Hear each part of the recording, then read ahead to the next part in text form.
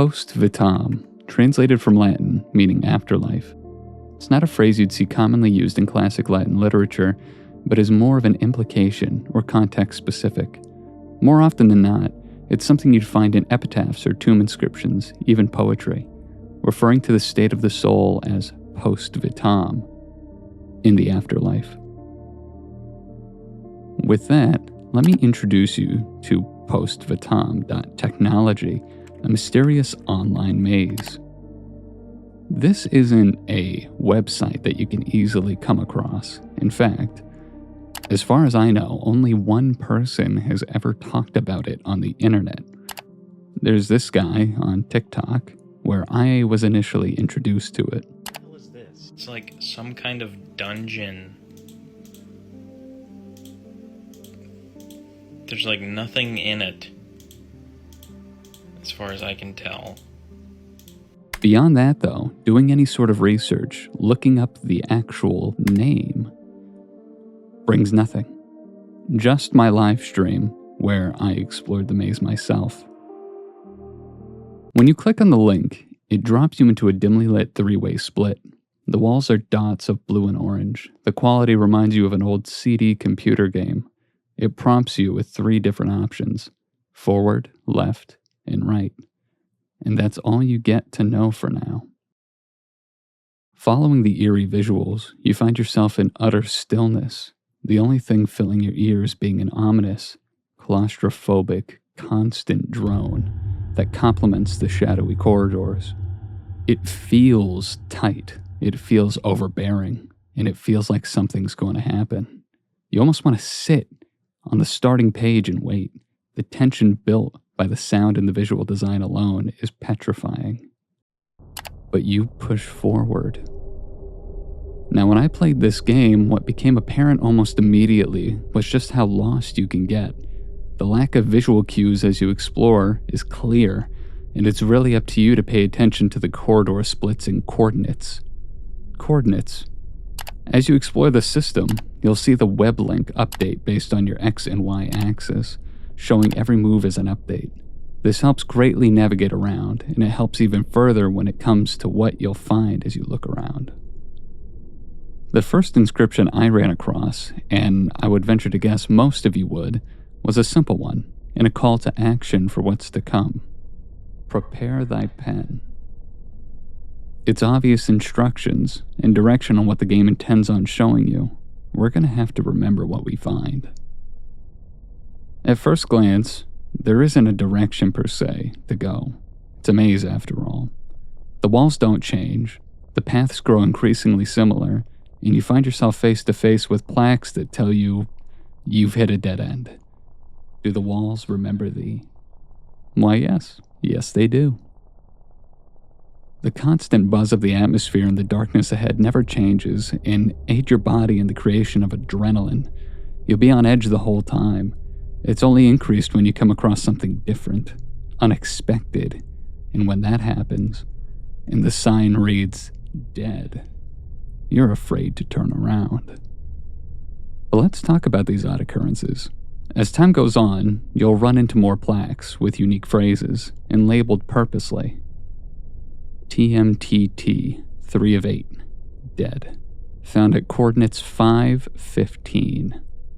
My first thought was, oh, that's weird, but soon enough, TMTT, 08, the Man of Terror, found at coordinates 3:3.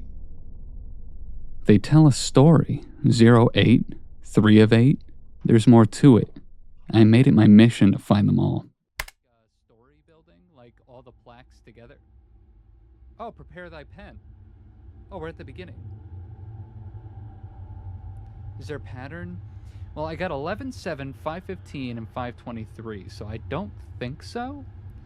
But the plaques themselves say 3 out of 8, 6 out of 8, 8 out of 8, which makes me think that out of 8 is kind of the goal.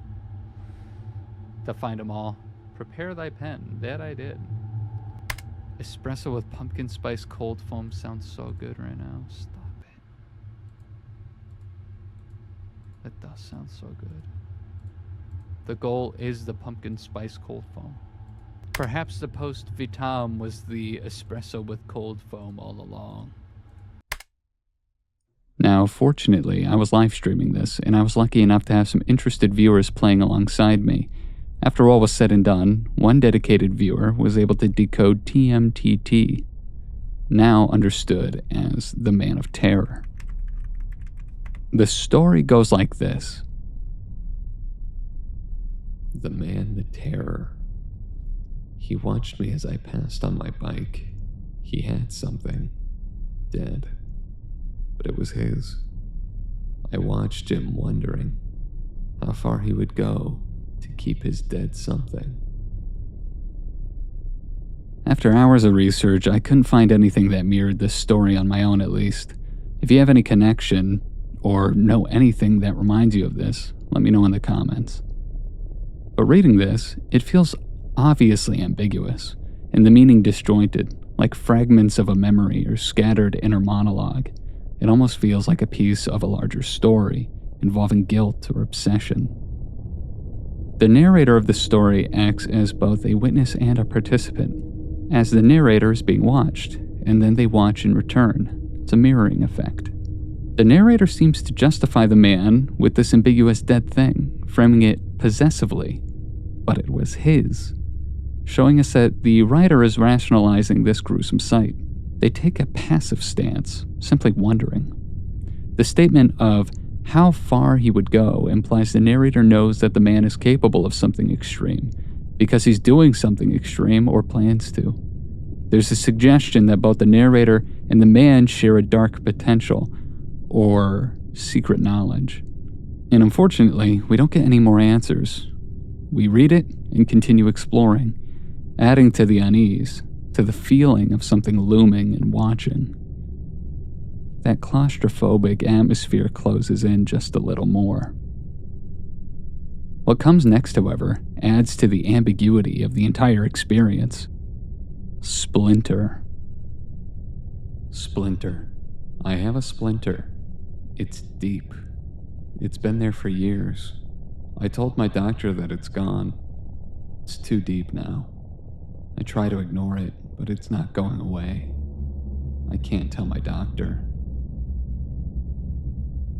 It's another disjointed story, a story that seems to circle around itself like a loop. This story might represent mental fixation, unresolved trauma, or a general sentiment of constant pain. It's something that you could read over and over, and it would just make sense. But it doesn't seem to relate to the other story in any way at a surface level, other than feeling like fragments of somebody's thoughts or experiences. You could dig a little deeper. You could suggest that the two represent similar meanings, and it's the story of two passive individuals watching something happen and doing nothing to fix it, as the splinter gets deeper and deeper, not going away. And the other watching a man in the midst of committing a gruesome act and doing nothing but watching him. Both try to justify their choices. It's not going away. I'm trying to ignore it. And it's his. What would he do to keep it? They're different, but they have the same overall feeling and tone. To me, they feel like they could be from the same person. The way I see it, both stories are down in this labyrinth for a reason. Tell me what you think they could mean. I'm open for interpretations. But that's where these stories end. Exploring further, I wasn't able to find any others. I did find some additional plaques that didn't so much tell a story as they did track your progress. One was how many visitors. No headache for me just yet, but honestly, I'm bound to get one. Oh, guys. Holy.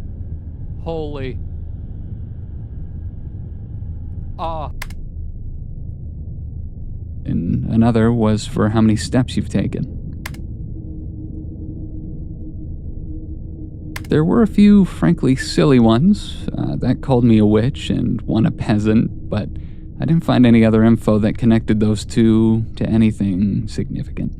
Ultimately, I attempted to game the system a bit, entering in my own coordinates in the web link.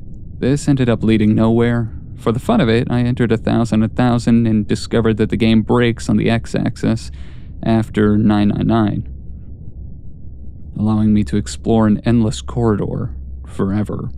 seemingly unstopping. Perhaps that part was intentional and something was at the end. Perhaps it was a bug. Only exploration would tell.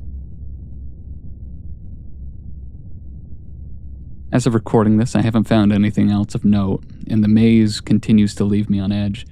I encourage everybody to explore it for yourself. Perhaps you'll find something I never did. Perhaps there's an exit. Maybe a message from the creator. A treasure of some kind. Who knows? What I can tell you is that there doesn't seem to be any real method to the madness. No clear patterns. The stories are clustered within certain coordinate zones, but I'll let you find those on your own. I don't want to ruin the fun. I gave you some hints already. My theory for what the maze is meant to represent is, of course, the afterlife, given the name. After death. And maybe hell itself, an endless maze that reads out your traumas, reminding you of moments you might not want to remember, doomed to roam for the rest of your existence. There could be more, but only time will tell. Hopefully this can kickstart a look from people better versed than me in this sort of stuff, and more will come to light. I did as much research as I could with this project. I couldn't find any sort of author, any social media account tied to it. I really couldn't find anything. I even did a web address lookup and nothing came of that either. Just where the domain is held, but nothing that would really help us find anything else. What I can tell you is that this website specifically was originally founded in 2022, so it is a bit older, and updated in, I believe it was 2024. It makes me wonder just how long this website's been sitting dormant, what it looked like before the update, and if it was always meant to be this. Perhaps it is just a surface-level little online maze, but maybe it goes deeper. We really don't have enough information as of now. It's also very possible that the guy who made this is the guy who made the TikTok. If that's the case, please, update your site. I want more. It's really cool.